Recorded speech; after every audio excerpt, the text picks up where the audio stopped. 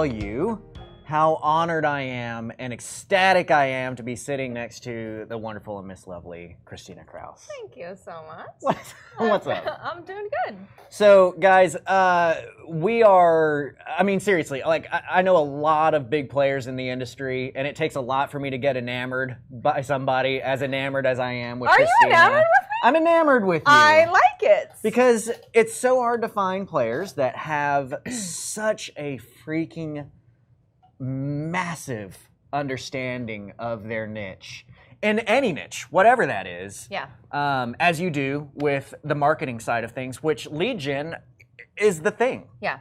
It's all about the lead. It's all about the lead. Yeah, 100%. How'd you say it? The lead is your most important, the most important asset in your business. And that's absolutely, I've totally adopted that, and I say that all the time now too, because it is true. It is absolutely true. Without a lead, you die. And it's the lead and the negotiations. And so one of the things that I love about you is that, you know, a lot of service providers see the real estate investor and they're like, oh, how can I make money off of this person? I'll go make money off of this person. You started with investing. Yeah. Right? Active investor to this day. Active investor to this day. Yeah. Probably the largest single family investor in Delaware at this point in time, if not near it, right? Yeah, I mean, we do. Am I pretty over brisk, fluffing you? No, I mean, we do a pretty brisk business. I try to stay. I like being I'm low sorry. key. I'm I like sorry. being low. I'm selling I you like out. quietly taking over the world. But okay, I'll take it. So to have somebody who can just as easily spew the information about how to close this deal as how to track your KPIs and your data that are leading into getting that lead, as to how to properly seal a freaking envelope to where more people are going to open it, is such a rarity. It's all in the details. And for you to be in here sharing that all for these people at the Propelio Academy is just amazing. So we want to take a minute and just do a little bit of an intro of like, who are you? Who are you? Who be Christina Krause? Because you're about to see some stupid hot fire, if I can be a millennial, and in what she's showing in these classes about how to do the marketing. But let's figure out what's going on with you. So tell me a little bit about like just your story and the real estate side, and then I want to know something about Christina Krause. Okay. Something aside from real estate. Aside from real estate. So tell me first about your real estate experience. What's up there? Okay, so I've been an active investor since 1999. Okay. Got our start. I was working at the time for a bank, and I always knew I wanted to get into real estate. It was always kind of in the back of my mind. And as a matter of fact, how old was I in 1999? I'm thinking 7, 8. I wish. Probably in my 20s. I can't do math that quickly. I'm so reliant on my calculator. It's stupid. People will say, you'll ask me like the dumbest thing. You'll be I know, like, you're like, what's hold 7 on. times 3? I'm like, hold on, sir. Give me a minute. Because I screwed up like calculations one too many times that I'm like, solid, 9.5, we're good on that. And then like we get to closing and I'm like, I was wrong. Right. Like, I did this incorrectly. Whoops. No, I don't even try. It wasn't $4,000, it was $4. Right? Winning. Yes, I know what you're talking about. Anyway, so you were got my start in 12 years old in 1999. 1999, got your start. So at the time I was working at a bank. A couple of years prior, I was actually on vacation with my family, and I was up late one night. I couldn't go to sleep, so that was back in the. Do they still have infomercials? Like I don't know. I'm not kidding. Remember, like back in the day, late at night, there were these infomercials on, and Carlton Sheets was on, and I had always wanted to get into real estate, so I was like, you know what? I'm just going to buy this. I'm going to read it. I bought it, never cracked it for like 2 years. So at the time, I was working for a bank, and I was managing a night shift, and I was training a new manager who was going to come in and manage this shift. And they said to me, hey, we want you to be here just in case anything blows up or anything happens, but we want you to be completely out of the system. You know, this person was trained, and now we're going to do these dry runs. We need to make sure that they can do it. So we want you to be at your desk, but we don't want you to be in the numbers. Just bring a book, do whatever you have to do. So I brought in this Carlton Sheets course that I had bought. I stayed up all night. That was my shift. I was working the night shift at the time. So I stayed up, read the entire course that night. The next night for me, that next day, I couldn't sleep. And I went and did what the course said, and I bought my first 2 real estate deals back in 1999. Wait, in your first... Are you telling me that you, literally the next day? Literally the next day, instead of going to sleep, You bought 2 houses? I bought my first 2 houses. Get out. 110% owner financing. So, okay, here's the thing, guys. I thought that we were about honesty here at the Propelio Academy. I sincerely believe. I'm not. I'm only exaggerating a little bit. Just a little bit. No, it's a awesome. true story. That's very cool. Totally true story. Not only did he finance 100%, I think he financed like 110%. And we literally walked away, like he literally wrote us a check. Seriously? It was nuts. It was nuts. We were like, oh my gosh, this really does work. Yeah. So that's how I got my start. So we got our start building a rental portfolio. Towards the end, I think we owned pushing 300 doors. Okay. So like 280, I think, rental units, and then managed at the height of what we were doing another 400 for other people. So we amassed a pretty big, substantial rental portfolio, all the while not wholesaling actually at the time, flipping. So renovating and flipping homes at the time. That led us to a apartment condo conversion that we did. We got into an apartment condo conversion. So it was pre-2006. We bought a 80-unit apartment complex with the intent of converting it to condos. We successfully took it through that process, just in time for the market to turn and for condo financing to go away. And the long story short is this apartment condo conversion that we got into literally took us down. And when I say took us down, I'm talking about bankruptcy. We went through a reorg bankruptcy in the business. I ultimately had to end up filing for personal bankruptcy because I had personally guaranteed all of these loans that were out there. So as you know, we had this very long period of, you know, kind of everything we touched turned to gold. And then this one deal that we did that, you know, just went sour for any number of reasons that completely wiped us out. So now, can we draw a couple of, let me ask you if you think that this is applicable. Is it applicable or not, honestly? One of the things that I try to steer people away from, first of all, thank you so much for being really honest about like the struggles that go on, right? Because I think too many people in the social media Facebook world only see the closing table check of, you know, look at my $50,000 check I got from the closing table, and it's like, yeah, your P&L shows you lost 80 on that, right? Like, 100%. Don't show me your stupid check. Yeah. I appreciate that you will share that, like, yeah, you filed bankruptcy, but you're not in bankruptcy. You're doing really well in real estate because you got back out there and you kept doing it. But can I draw and ask if this is an applicable conclusion? I try to steer people away from shiny things, right? Because everybody sees, oh, you know, I'm doing okay with wholesaling, but you know, I heard about this one guy that's making good money in medical units, so I'm going to go over and I'm going to do some medical units, and then they do that and get screwed. Or, you know, oh, well, the Airbnb thing is doing really well right now, and so even though I'm flipping like a beast, you know, I know these 3 people that really made money in Airbnb, and in order to be on top of the world, you gotta be on the front of the wave, right? Yep. Do you feel, yay or nay, honestly, that it was getting into this other situation that was kind of outside of y'all's like niche that it ultimately ended up bringing you down? Or do you feel like it was, would you take it back? Would you go back and do the condos again? Or do you feel like, you know what, we probably overextended ourselves on doing something that wasn't our main niche, right? Does that make sense? That was exactly what it was. It actually was 2 things. The first thing is that we were so used to everything that we touched turning to gold. Felt invincible. And on top of that, it felt like it kind of made sense. It felt like a natural progression, right? So I'm telling you, at that time, we literally, if we had never bought another thing, we had enough and we did enough and our company was strong enough. So this is not a couple of years that we amassed this over. People like us. Yeah, right. We had done this for an extended period of time. We had the backing of, you know, banks and all this stuff. The rental portfolio was super strong. Everything was performing well. We were flipping and doing really, really well.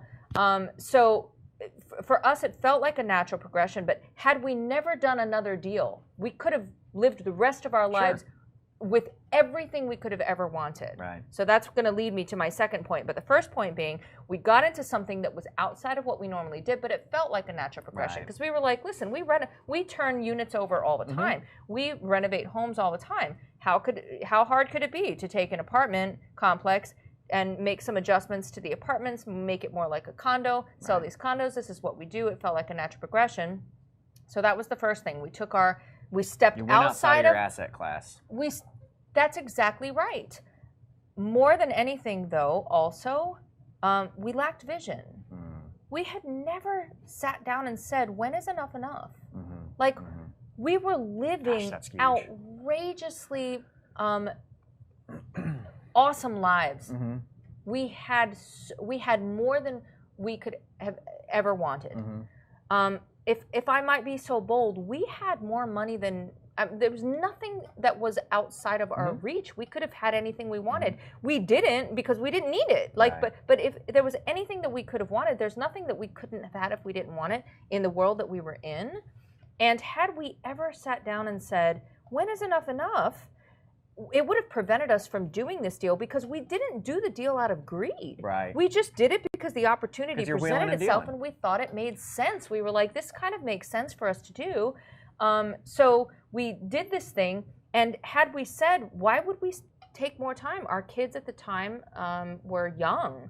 So had we ever said, just sat down and purposefully said, there's no reason for us to do this. We don't need any more. You know what I mean? And it'll take more time away from our kids. It could potentially knock our balance off.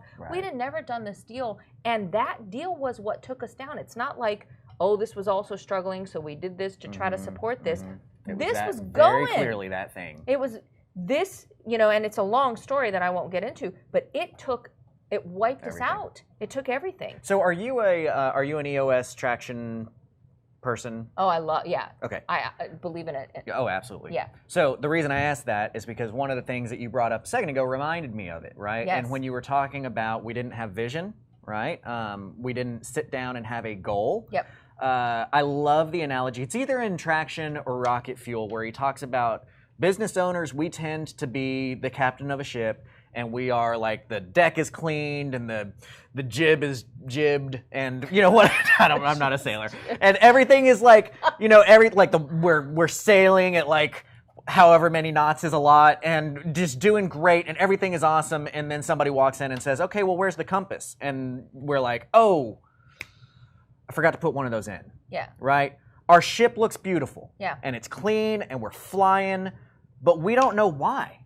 We just know that everything right here is great, and we don't know why we're doing what we're doing, and therefore we get completely off track and we don't have any goals, and we never achieve anything, and we don't have our quarterly meetings, and we don't have our annual meetings, and we don't know what we're doing this for, right? Yep. And so having that up front could have made a huge difference for you. And it prevents you, I call it headline chasing, and I see this all the time. If you have not purposefully at some point sat down and said, this is my thing, then when Airbnb and multi-units and all this stuff comes up, all this other stuff comes up, and you're did going to you be very know tempted by it. that there's this little niche of medical need that needs houses to be converted into 17 rooms? I've heard of that. I think I should do that too. Yeah. I think I should do that too. I know of a guy It who doesn't knows sound somebody who made a lot of complicated at money. all. You know what I mean? You're Right. like, okay. And here's the thing. I'm not saying don't get into that stuff. Sure. I'm just saying whatever it is that you do, make sure you do it very, very purposefully.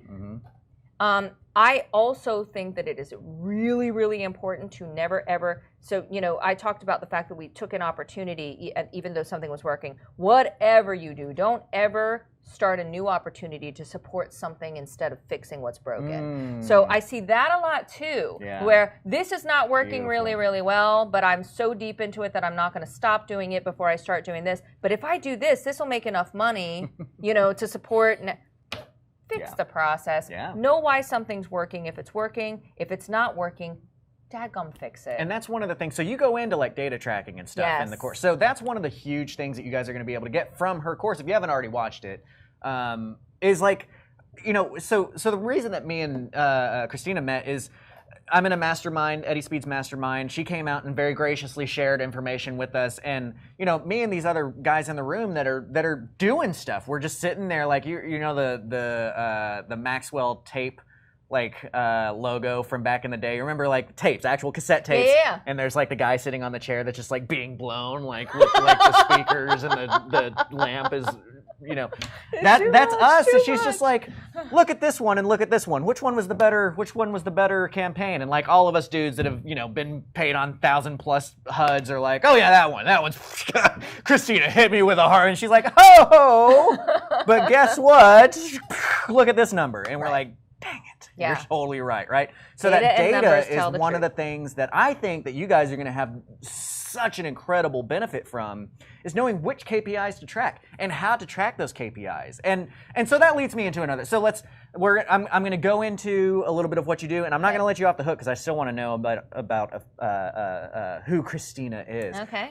But let's be real, okay? Tracking all of this stuff and actually knowing which numbers to track and actually being on top of that and actually knowing how to manage it. Your lead manager thing, by the way, blew my freaking mind. Yeah, they're blowing up just the space. These. Do you talk about the lead manager and the a little reference bit? it a little bit? Yeah, so I did talk about follow-up, but at the end of the day, virtual lead managers are pre-trained and designed to run follow-up on your leads, and that's where so many people are missing the ball. And so here's the thing: if you are not active, you may not understand what a mind-blowingly incredible, mind-melting idea that is, because the best ideas are the ones that you're like, that is so dumb. Why did nobody else think of that, right? And this is that thing. This is the revolution to the industry, right? So here's what I'm getting at, is that KPI tracking, knowing how to send the letter, knowing who to talk to and how to talk to them and how to seal the envelope and all that kind of stuff is great.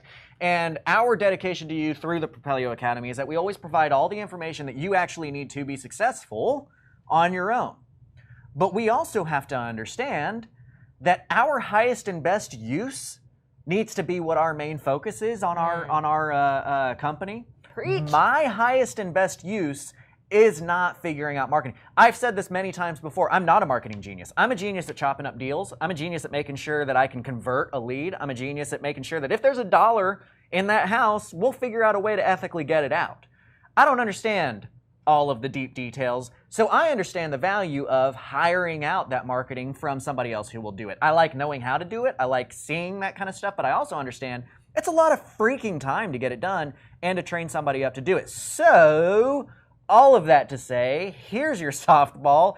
If you're somebody who's watching these videos and you are equally enamored by the incredible brain that Christina has, but you also understand, look, I work a 9 to 5, or I do not want to spend the time that it takes to really cater this together because I need to focus my time on building this part of my business or this part of my business or being on the appointments, can people not reach out to you and have you handle some of that stuff for them? And how does that work? Can you introduce us to that? Yeah, absolutely. So I have two kind of distinct companies. The first one, and what most people know us for, is Postal Impact. Mm-hmm. So Postal Impact, what we do is... that a .com? PostalImpact.com? Yes, PostalImpact.com is where you can reach us and actually learn a little bit more about what we do. But at the end of the day, everything we do in both of the companies is rooted in data and analytics. Because again, you've made mention of this.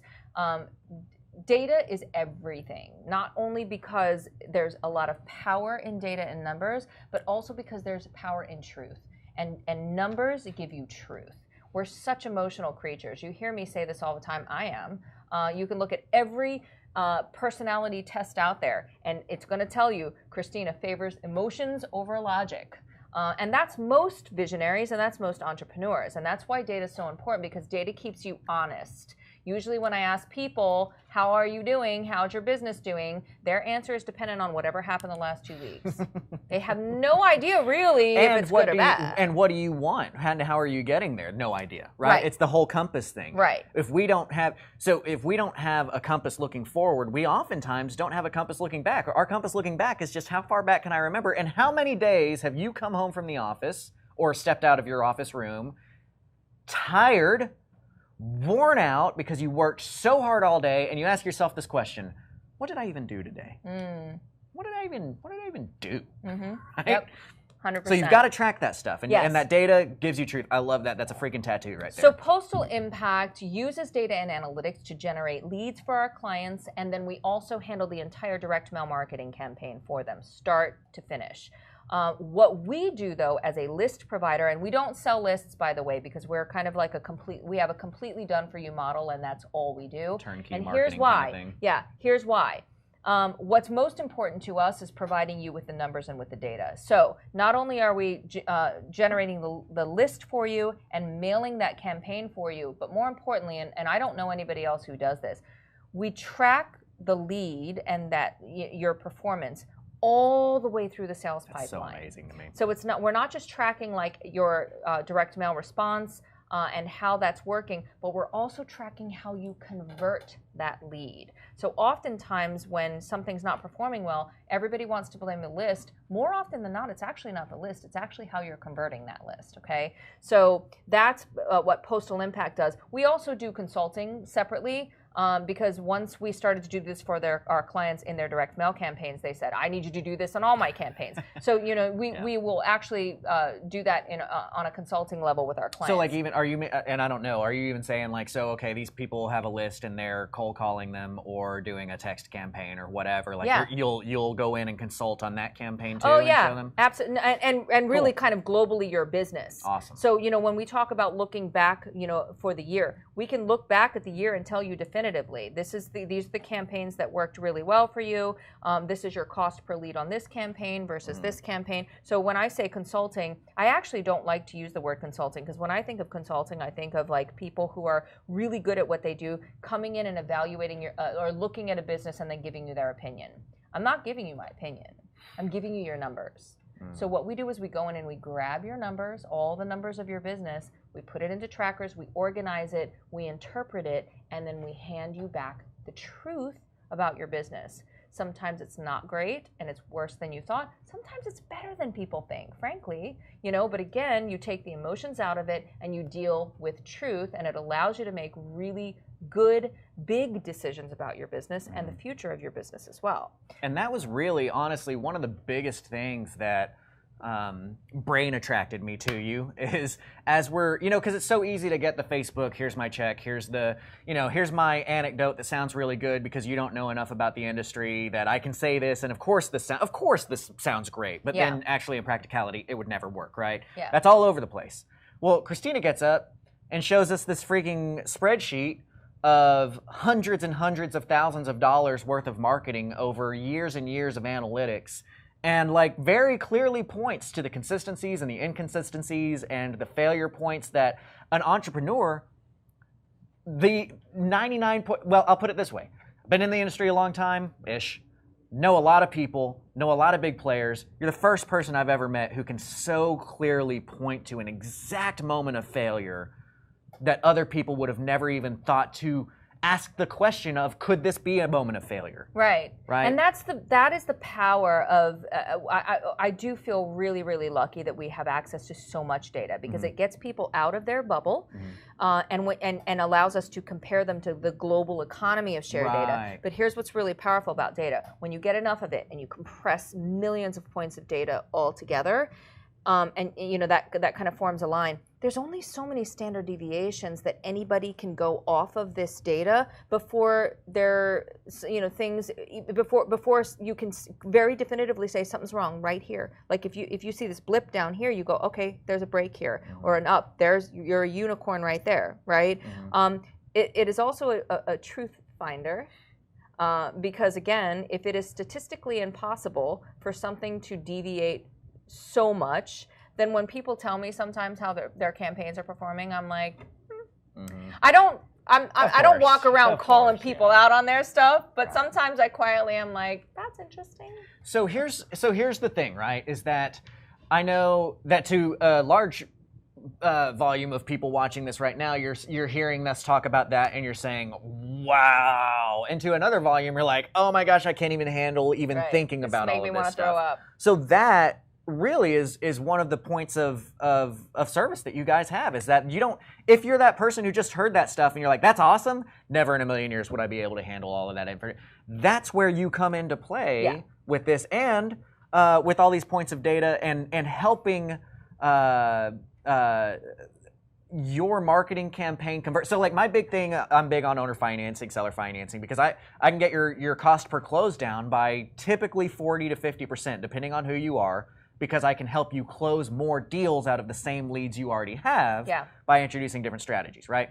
Similarly, any of you who are watching who have been doing the business for any amount of time and have had to try to scale with teams and put an acquisitions team out there and a manager and a dispositions team and blah, blah, blah, blah, blah, blah, blah, even if it's just you and your wife, you can probably point to at least 2 CRMs that you've used and how the CRM failed because nobody would use it, right? Nobody would actually go in there and update anything that needed to be updated.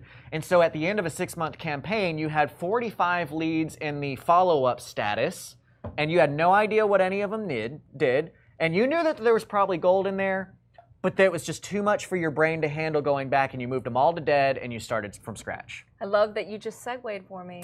I saw how you did that. I see what you did there. So the second company that is just, we talked a little bit about the fact that it's exploding is virtual lead managers. It's virtualleadmanagers.com. What you just said, I guarantee you resonated with the vast majority of people out there. It resonated with anybody who's actually done it. Yeah. Because again, we're entrepreneurs. We're designed to go and take that low-hanging fruit and convert it. And when you're looking at all those other leads, you kind of get overwhelmed. CRMs in general are overwhelming. You know, that's not my thing. You know, so just the fact alone that there's this system that I have to figure out how to use and make the notes. So what we did, once we recognized the fact that this was a common fail point, so if you're out there and you're hearing that, you are not alone. In fact, you are in the vast, vast majority. So if that makes you feel any better, the reason why we created virtual lead managers is because we recognized the fact that over 80% of real estate investors are not following up on their leads. And even of the ones that are, they're not following up the right way. So we would constantly preach to our client the necessity to do it. But once we realized, you know what, they're just not built for this and they're not going to do it, we pre-screen and pre-train VAs to be dropped into your business. They're already trained to some extent. There's a little bit of customization that needs to be done. But these people are designed to drop into your business to manage your CRM, manage, nurture, and audit leads all the way through the sales process, and actually run follow-up sequences for you. So this thing that you're doing or that you're not doing, all of a sudden gets automated and done for you. These people can go into the bucket of old leads and shake the tree and revive them. They can take some of these admin tasks off of your hand, like properly notating things in the system or properly tagging leads. They do all of this management for you, and what they are is they're the guardian of the most important asset in your business. And they make sure that they're monetizing those leads for you, and they make sure that they're properly nurturing and auditing them, and they make sure that what that baby needs is what that baby gets. Because if you just dump everything into fully automated sequences, you've got all these babies coming into your business, right? And a fully automated sequence when the babies are crying is just going to change everybody's diaper. And not everybody's diaper needs to be changed. Yeah. Some need to be fed, and some need to be burped, and some need to be swaddled. You need to have a human being. That the leads are important enough that you need to have somebody making a customized decision, at least initially, about how the follow-up is going to be done. Well, and one of the things that are so important to draw out of that too is, I mean, that right there.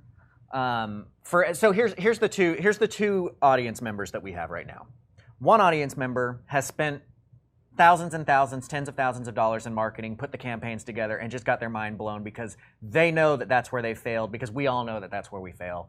But they never were able to come in, and they knew that maybe having a VA could help because they've heard about VAs, but they didn't know how to do it. So you can take that. The other audience member is like, interesting, I never thought about that being an issue, because they haven't gotten to that point yet. Yeah. So it's just like how it's like, I think it was Edison that said, you think education is expensive, try ignorance, or something like that. Yeah. It's one of those things you learn from our mistakes if you're in the latter category, to understand that you can get your marketing campaign, what's the word I'm looking for, like efficient, right? And actually use your marketing dollars to their best ability by allowing somebody else to do that. But where I'm going with that, even though it doesn't seem like I'm going, is we live in an age now where everything's custom. My Pandora plays what I want it to play. My Facebook feed only shows me things that it thinks I would like. YouTube only suggests things that it thinks I would like. Everything is custom, right? Everything is custom. And that means that our sales process is different than it used to be, because we have to understand that our sales process must be customized. If you watch my Grant Teach Me Somethings or my negotiation series or anything like that, you'll hear me many times preach out against the traditional knowledge of, here's 3 offers, please choose which one you want. Get away from that crap. Nobody wants that. That's right. Find the offer that you think works best for you and them, offer it. When they say no, ask why, and now you get to come up with your second offer and tell them why it's customized to their no, right? So that's how you can convert that lead in that way. But similarly, this automated sequence Joe may freaking hate text messages. He may be 88 years old, and if your next follow-up sequence is an automated text message, he's going to say, this person doesn't know me, and therefore I'm going to go with the person who built better rapport with me and understood my needs, and I'm going to accept an offer that was less because they understand me, right? So funny. I feel like you've been following me around the past couple of days, and I know that you haven't, but you're repeating everything that I've said. We do live in this age where people are used to having things customized, and here's why that's important. What gets one person's attention is not going to get the other person's attention, which is why it's important if you have a high value list to retarget those leads. Because this person's never going to respond to a postcard, and this person's never going to respond to an outbound call, but they're going to respond to a ringless voicemail, or they're going to respond to a letter or whatever. Here's the bottom line. You have to figure it out. You have to be willing to go in and get more elegant with your marketing. You can't just throw a bunch of crap at the wall anymore. It doesn't work that way. You have to get better. You have to scale to be better first, and then scale to be bigger. But there's no point in duplicating mediocre processes. Take the time to understand and get better, and then build. I love it. And if I understand right, your process. So here's the thing: is practice what you preach. Legit, I will be moving all of my marketing over with Christina. She's, I've had enough conversations. I know enough. I mean, you're running campaigns for some of the biggest players in the nation. Yeah. I mean, you've got people spending hundreds of thousands of dollars a month in their marketing campaign through you. Yeah. So this is not just like some cute, sounds like she's smart girl that we found on the side of the road that can kind of she walking and talking the game and running the game for the real players, right? But that's not to say that you have to spend hundreds of thousands of dollars. Right. And so if I understand the process right, we come in, we hire you to handle our marketing. Yep. The lead manager is a separate company. If we want to add that in, you can handle both of those things together, correct? Yep, separate absolutely. service. But you plan to spend a little bit more on your first month to 3 months of campaigning, so that while you you're can studying find the data. that data. Yep, absolutely. And then you kind of pare back from there to get your optimal, hey, we're most efficient at this number. Yeah. And then you can pour more money into that style of marketing if you so choose. Is that right? That's right. How brilliant is that? But here's what I will say. Again, let's get back to scaling to be better before you scale to be bigger. The first question I ask people anymore when they come to me and they say, I want you to handle all my marketing. I say, do you have a consistent, methodical follow-up system in place on the leads that you are currently running? And if you do not, then you start, luckily, at the cheapest place, which is a virtual lead manager. And honestly, if you need to scale your marketing up, you will not get a higher ROI. If you consider lead management a marketing expense, which you should, yeah. You're not going to get a higher ROI on marketing than that. There is no reason for me to throw hundreds of leads at you if you're not being responsible with the ones that you already have. You have no idea how many leads are just sitting dead in people's pile. You have to be responsible with what you have been given first before you take on more. There's no point. There's a little bit of scripture in that. No, you heard it. You heard it. And here's the thing. I personally think the Bible's the best business book ever written. Legit. There's some real truth there. I mean, you just have to be responsible with what you've been given. Pay attention to Timothy and Solomon's words of leadership and all that kind of stuff. Yeah, there's a lot in there. Yeah. We've talked about that before, of living beyond or living above reproach and all that kind of stuff, of how that can help you here, right? Yeah. Amazing. I love it. I don't want to take up your whole day. She has been working her tail off for you guys. She spoke last night. It is the day after the Propelio event, and just killed it on the stage, letting everybody know. And then spent all day in here just filming for you guys and getting things ready for you to be out there and taking action. So before we leave, though, I want to know a little bit about you. What is it you've got? 3 weeks from now. You have 4 days completely to yourself. What are those optimal days? What happens in that day? Oh my gosh. Well, given the fact that I'm a single mother of a 14 and a 16-year-old, it's really hard for me to just look beyond the reality of the fact that I have a 14 and a 16-year-old, and they, kind of like my days end up somehow getting filled anyway. But that 14-year-old, very successful track and field or track? Track and field, because she does believe it or not, she does like short sprint, like she's really, really good at like the 100 and 200, and then she does shot put. That's awesome. Yeah, I know, awesome. It's ridiculous. So she was a last minute fill-in for shot put. Like the person who normally did shot put wasn't there. And so they were like, at that level, at the time she was in 8th grade, and at that level, they can sub them in. So she'd never done shot put before, but they were like, give it a whirl. Sure. Throwing a ball. What more do you want? I mean, what is it? So they showed her how to do it. She does it. Kid is throwing like further than they have the girls and they have the boys. She's throwing with the boys. Did she actually? First time, and they were like, I think maybe she should do shot put. That's hilarious. Yeah, it's really funny. And then your 16-year-old is very artsy, right? Oh yeah, man. I'm telling you, and this is how fast life goes by. I remember just the other day walking down from downstairs, and there's this picture of an eye that was drawn out. And I'm the level of detail, I wish I had it, I'd show you, but literally with a pen, and I was like, where did you guys get this? Who drew this? And Alexa was like, oh, I drew that. That's so cool. I was like, what? So when you say if you had all that time, honestly, it would be like I almost cried just thinking about the fact that how did I not know that my kid did that? You know what I mean? So when I have the opportunity, the truth is, I have, my business life, I have my spiritual life involved in the church. Up until very recently, I was a worship leader at a church.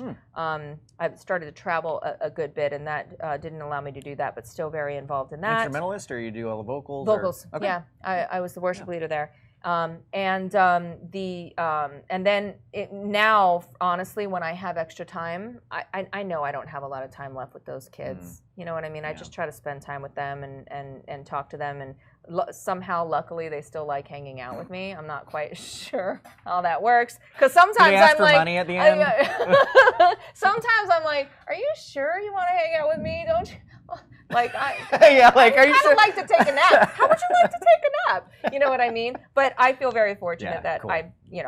My kids still like hanging out with me. So usually when I have some free time, it involves some kind of activity. Like we like to travel. I like to take the kids with me. We're going to go to Dallas here. We're going to come back to Dallas, I should say, here in a couple weeks, and the kids will come with me. That's so cool. We'll just hang out and do something together. Cool. Yeah. Well, thank you. I can't thank you enough for being here. This is a really rare opportunity for us, guys. And again, just as a show of what Propelio's got going on here, right? Propelio's got a real movement going on. The Academy is a real place to get real information, to actually go out and better your career. And as you're seeing here, yes, of course, we're going to give it to you. You go out and do it. That's fine. We want you to go out there and do it on your own and be successful. You should. But we also understand that there's a legitimate point of, that's not my highest and best use. My highest and best use is to pay somebody else to do it. And if you're that person, Christina's able to be there for you to help you through that. And again, walk the walk. I'm doing it personally, right? It's the real deal. She's the real deal. So give her a digital round of applause. Reach out. How can they get a hold of you? It's postalimpact.com. Or virtualleadmanagers.com. Virtualleadmanagers.com. Yep, and you can actually go there at postalimpact.com. There is I should have mentioned this at the end of the segment that I did on probates, but there's actually an ebook that back in the day I used to sell for $97. It's free, and it will literally tell you how to go get probate leads. So there's that on that website. On the Virtual Lead Manager website, there's a whole report that we did that tells you what the highest and best use of your time is if you're going to do the follow-up yourself. And you made a really good point. I'm not here just to hawk my services. My best clients are the people who've actually done it themselves. I actually think there's something to be said for you doing the activity yourself, so that when somebody else is doing it for you, it prevents it helps with people minimizing what we do when they've had to do it themselves. Totally. And I think that's part of why I'm so enamored with you, is that I've been there and done that, and I've seen how much it sucks, and to meet somebody who actually knows how to do it well, because that's the thing, nobody knows how to do this business like you know how to do this business. And to meet somebody who's willing to share that knowledge with people freely, because you do want them to go out there and be able to do that on their own, says a lot about who you are as a person, as well as the confidence that you have in your product to understand that, You can go do this. The guys who have done it, the guys who have scaled, will recognize the amount of skill that it takes to be able to spout what you're spouting and appreciate that. So we do appreciate you. Thank you so much for being here. I appreciate you having me. All right, guys, don't forget to reach out to her. Don't forget, if you haven't already, go watch the stinking module because it's amazing.